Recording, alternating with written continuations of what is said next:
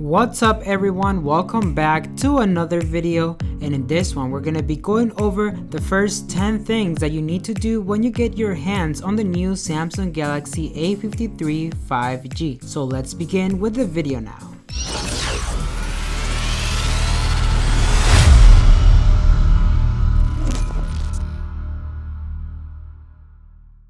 Welcome to Search Tech. Our mission is to help you get the most out of your tech through reviews and tutorials.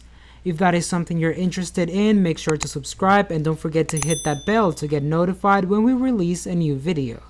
And there's going to be useful links below in the description covering everything that we discuss in this video. With that being said, let's get right into it. Alright, so one of the first things that you want to do whenever you get your hands on this device, it's probably set up the one-handed mode. And this actually works because the screen is 6.5 inches as we already know, and in case you want something smaller because you're using your phone with one hand, you can always turn on this feature. To do it, you just have to go to your settings and then scroll down to where it says advanced features. Right here we're gonna see the one-handed mode, and all you have to do is activate it, and then that would be pretty much it. It will temporarily scale down the display size for easier control of your phone with just one hand. Then right here on the advanced features, we're going to have the customization of the side key. So we already know that we have this side key right here, but this can work for multiple reasons. And right here, if we double press our key, we can either open the camera or we can open any other app. And to customize it, just go right here to where it says side key, and you're going to have multiple options to select any app that you wish. So when you double press the side key, it will open up that app. Then we're going to have battery saver, and most smartphones these days come with good battery and last throughout the day, if not longer. However, you may face certain situations where you would want to extend the battery life of your Samsung Galaxy phone further. If you know you're going to be away and want to save up some juice for emergency situations, that's where the various power saving modes comes in. You can do this by just going to your settings and then scrolling down to where it says device care. Here you're going to go to battery, and then you're going to go to power saving. Then we're going to have edge panels, and the edge panel was first introduced to add extra functionality to the curved edges on Samsung flagships. Since then, it has made its way to several Samsung phones, and it is a great tool if you multitask a lot on your phone. It's a small translucent bar that rests on the edge of your display, and tapping the bar reveals several options like quick shortcuts, various screenshot methods, favorite contacts, media controls, and more. You can even set up pairs in the edge panel for your favorite set of apps that you use together. To activate it, just go to your settings, and then you're gonna go on display. Right here we're going to see the option of edge screens, and just enable the toggle next to it.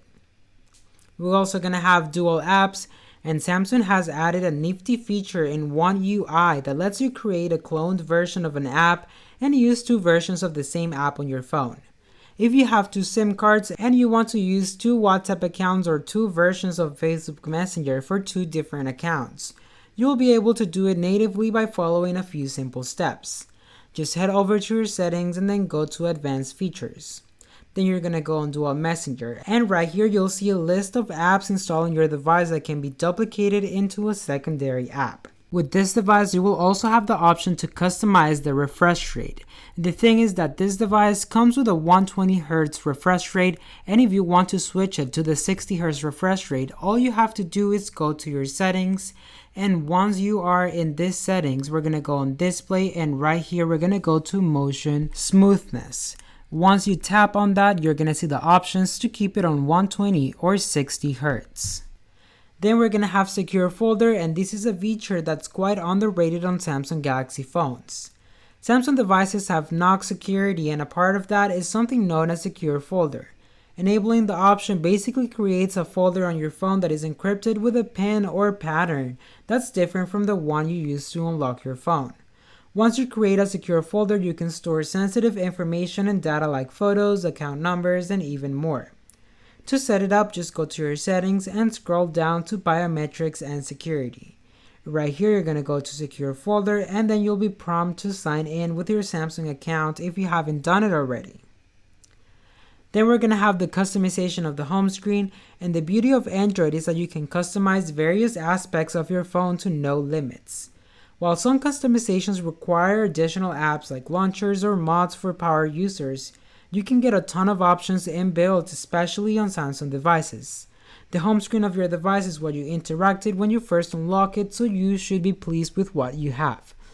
To customize it, basically just long press on an empty space on the screen, and you're going to see all the options right here. You can change the wallpaper, add widgets, or just try a different icon pack, or even change the grid size on the home screen. So just go to your home screen settings and you'll be able to see more things to change. You can also transfer data from your old phone, and Samsung gives you a nice option to migrate your data from an older phone to your new Galaxy phone, and that is called Samsung Smart Switch. And the option to use it is presented to you while setting up your new device. What's cool is that by using this process, you can transfer all your existing data from your old phone to your new device. Then lastly, we're going to have disable ads, and the first thing you do when you get a new phone, apart from inserting your SIM card into it, is going through the initial setup process, and this is quite straightforward as the instructions are displayed on the screen as you navigate through the entire process. However, there are a few options during setup that, if selected, may not result in an idea experience while using the device. Alright everyone, so that was it for today's video. If you got some valuable information out of it, please don't forget to give it a like and also leave a comment down below on what you think.